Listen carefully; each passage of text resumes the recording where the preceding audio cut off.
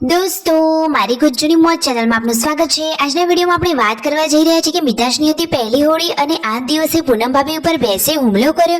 અરે દોસ્તો, ભેંસે તેમને માર્યું કે શું? દોસ્તો, પૂનમ ભાભીને વાગ્યું અને મિતાશ માટે તેમને બાધા રાખી હતી હોલિકા માતા માટે। જુઓ તેમને ત્યાં માતાજીએ કઈ રીતે બાધા રાખી હતી દોસ્તો, અને ભેંસે તેમને વગાડ્યું, તેમને વાગ્યું કે ખાલી થોડું જ વાગ્યું, એ બધું જાણવા મળશે તમને મારા આ વિડીયોમાં।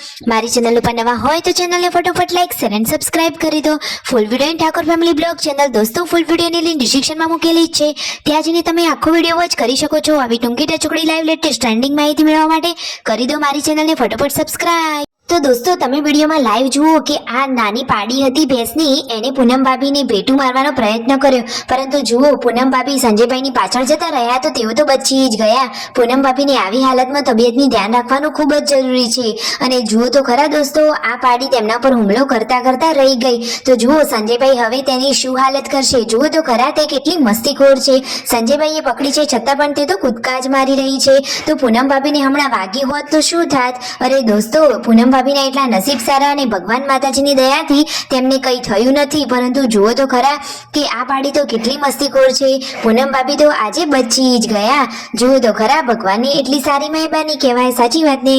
ઘરે આવ્યા હતા આ મહેમાનો અને પછી પૂનમ ભાભી આ શું લઈને આવી ગયા? તો પૂનમ ભાભી તો જુઓ આજે બનાવી રહ્યા છે મિતાશ માટે કંઈક અલગ જ માનતાવાળી વસ્તુ, એટલે કે દોસ્તો મિતાશને આંખો આવી હતી તો તેમણે હોળિકા માતા માટે છાણા થાપવાની બાધા રાખી હતી, એટલે કે તેઓ હોળિકા માતા માટે હોળાયા થાપી રહ્યા છે। બાકી બધા તો સૂકા હોય, પરંતુ આંખ આવી હતી એટલા માટે માનતાના આ લીલા હોળાયા છે।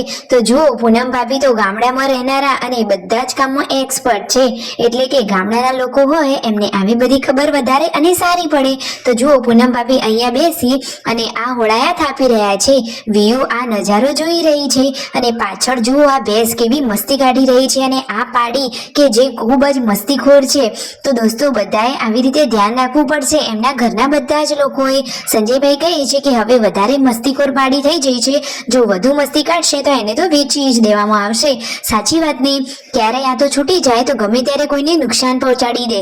જુઓ તેમના ત્યાં હોળિકા માતાની આવી ઉજવણી થાય છે, આ રીતે બે ઢગલા કરેલા હોય છે અને બધા જ લોકો સરસ મજાના જુઓ હોળાયા થાપેલા હોય અને આખાને આખા હાર પણ બનાવેલા હોય છે। શું દોસ્તો, તમારે ત્યાં આવો રિવાજ હોય છે?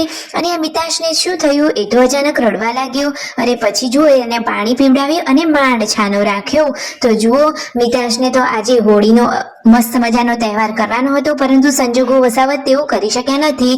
પછી બધા લોકો પહોંચી ગયા છે રાત્રે હોલિકા માતાના દર્શન કરવા।